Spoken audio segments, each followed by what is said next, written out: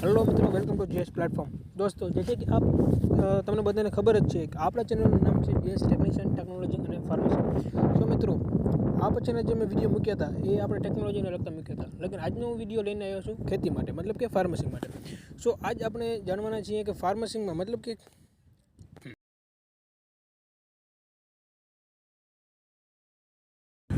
તો હાલો મિત્રો, તો ફાર્મસીના વિડીયોમાં આજ આપણે જાણવાના છીએ જીરા વિશે, મતલબ કે જો જીરાની જે રોનક થશે એના વિશે. તમે જોઈ શકો છો કે આપણે અહીંયા પાણી ચાલુ છે અત્યારે. આ મારે ચોથું પાણી કાઢવામાં ચાલુ છે. આ તમે જોઈ શકો છો જીરાની રોનક. આપણું જીરો પાછતરો છે પણ કાંઈ વાંધો નથી, ઠીક છે, ભગવાનની દયાથી થઈ જાય એના. જોઈ લો, આટલું મોટું થયું છે આપણું જીરું.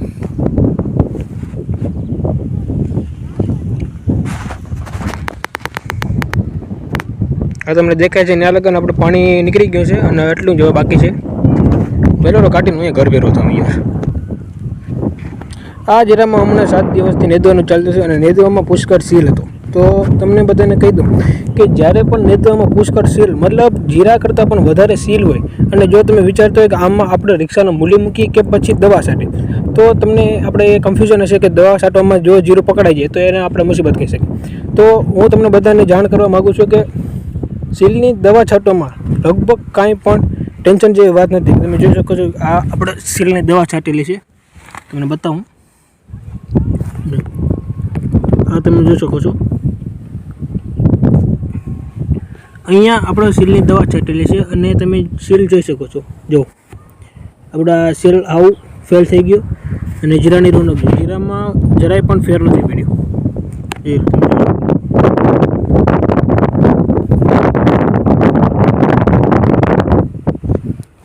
જીરામાં જરાય ફેર નથી પડ્યો. જોઈ લો, જો તમે વિડીયોમાં જોઈ શકો છો આપણે સીલની દવા છાંટેલી છે, નેદની સીલને મરવાની. તો આમાં સીલ નોનસ્ટોપ 99% ફેલ થઈ ગયો છે અને જીરામાં એમાં કોઈ પ્રકારનો કાંઈ ફેર નથી પડ્યો સીલની દવાના કારણે.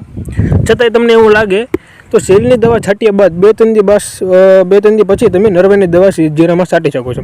એટલે કે જીરું પાછું એની હરેડે ચાલી જાય, મતલબ પાછું એની હરેડે ચડી જાય, એને વેદમાં આવી જાય. તમને અહીંયા પણ બતાવું. જો તમને સીલ દેખાય છે, આ નીંદણમાં સીલ જ આપણે પુષ્કળ હતો. મજૂર મૂકવામાં એવું છે કે મજૂર સીલને તો ઉપાડી નાખે પણ એના પહેલાં જીરાને પણ ઉપાડી નાખે, ટૂંકમાં પારવું થઈ જાય એના કારણે. એટલે આપણે દવા છાંટવો ઉત્તમ નિર્ણય લીધો.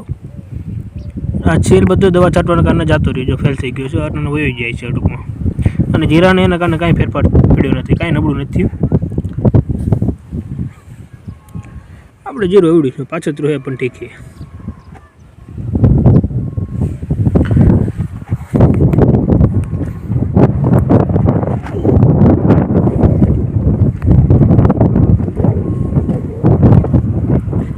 આપણે અહીંયા પાણી પીવું છે.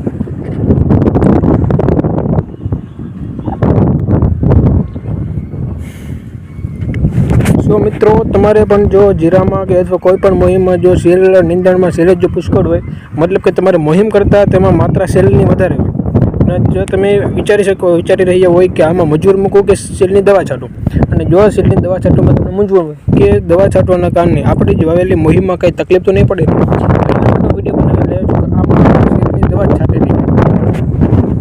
તમે જોઈ શકો છો કે આમાં સેલ પુષ્કળ પ્રમાણમાં દેખાય છે. જો બધું સેલ હવે ફેલ થઈ રહ્યું છે, નોનસ્ટોપ બધું આખો સેલ જતો જ રહ્યો. એટલે તમે જીરાને નરવે પણ જોઈ શકો છો, જીરાને જરાય પણ ફેર નથી પડ્યો અને આ સેલ પણ તમે જોઈ લો, આવું ફેલ જ થઈ ગયો અને જીરામાં કાંઈ પણ પ્રકારનો ફેર નથી પડેલો.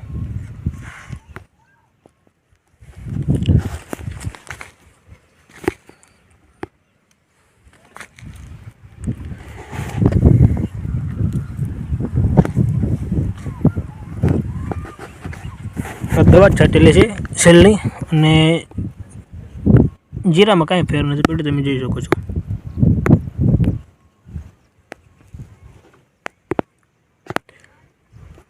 જો આમાં બધો સીલ આવું ફેલ જ થઈ ગયું.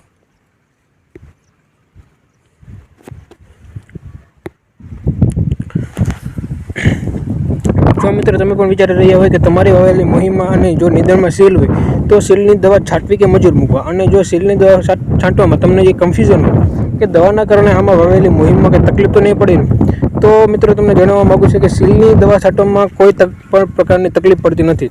કારણ કે સીલની દવા છાંટવામાં સીલ જ ટૂંકમાં ફેલ થઈ જાય છે. એમાં વાવેલી મોહિમ જીરું હોય કે પછી ગમે તે મોહિમ હોય એમાં કાંઈ નુકસાન થતું નથી.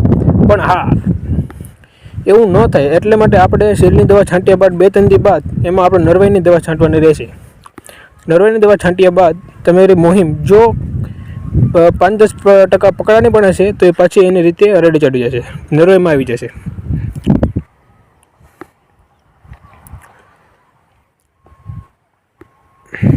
તો આ જોઈ શકો છો આપણું જીરું. જો મિત્રો તમારે પણ જો તમારા ખેતરમાં સીલની દવા છાંટવી હોય તો તમે વગર ટેન્શને છાંટી શકો છો.